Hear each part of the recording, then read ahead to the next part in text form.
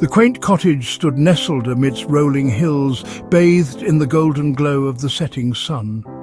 Birdsong filled the air, a symphony of sweet melodies that echoed the peace within Amelia's heart.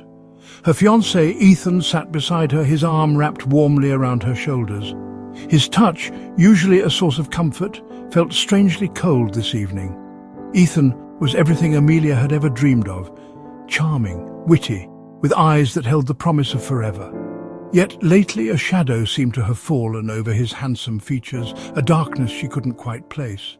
His laughter, once carefree, now held a brittle edge, and his gaze often drifted towards the distant horizon, lost in thoughts Amelia couldn't decipher.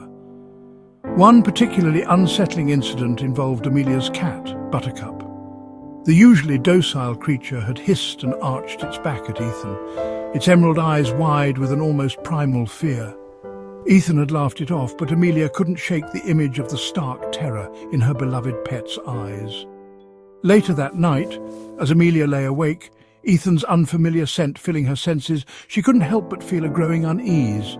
His usual sandalwood and cinnamon aroma now carried a faint underlying tang of sulphur, barely perceptible yet impossible to ignore. The idyllic facade of their life together began to crack, revealing a chilling void beneath. Days morphed into weeks, each one punctuated by strange occurrences that chipped away at Amelia's peace of mind. Objects would go missing, only to reappear in the most unlikely places. Whispers seemed to follow her, hushed voices that vanished as quickly as they came. Her dreams, once filled with images of their future together, were now plagued by unsettling visions, shadowy figures with glowing eyes, and Ethan, his face contorted in a rictus of rage, standing amidst a desolate, fiery landscape. Ethan, for his part, dismissed her concerns, attributing them to stress and fatigue. He showered her with affection, his touch a stark contrast to the coldness she felt emanating from his very core. His words were sweet nothings, yet they rang hollow in her ears, failing to soothe the growing fear that coiled around her heart like a serpent.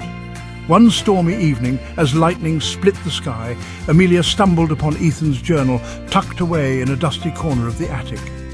Curiosity, tinged with trepidation, compelled her to open it. The words that met her eyes were not those of the man she thought she knew.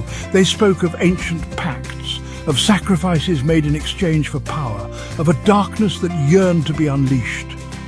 Panic welled up within her, choking her with its icy grip. The truth, horrifying in its implications, began to dawn upon her. The man she loved, the man she was to pledge her life to, was not who he seemed. He was something other, something sinister, hiding beneath a veneer of normalcy.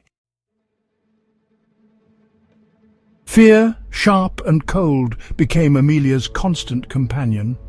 Sleep offered no respite, her nights haunted by nightmares of clawed hands reaching out from beneath the bed, of Ethan's face, twisted into a grotesque mask of malice. She started noticing the subtle changes in his appearance, a faint reddish glint in his eyes, the way his shadow seemed to writhe and contort independent of his movements. One night, unable to bear the suffocating tension any longer, Amelia confronted Ethan. He didn't deny her accusations. Instead, a slow, chilling smile spread across his face, the expression so alien, so utterly devoid of humanity that Amelia's blood ran cold. "You see, my love," he purred, his voice a gravelly rasp that sent shivers down her spine. "What we have is far more profound than mere human love.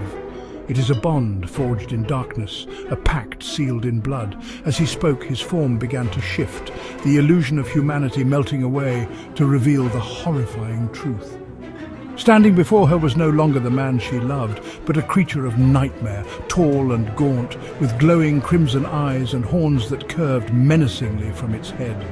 The air crackled with an unnatural energy, a palpable wave of malice that sent Amelia reeling.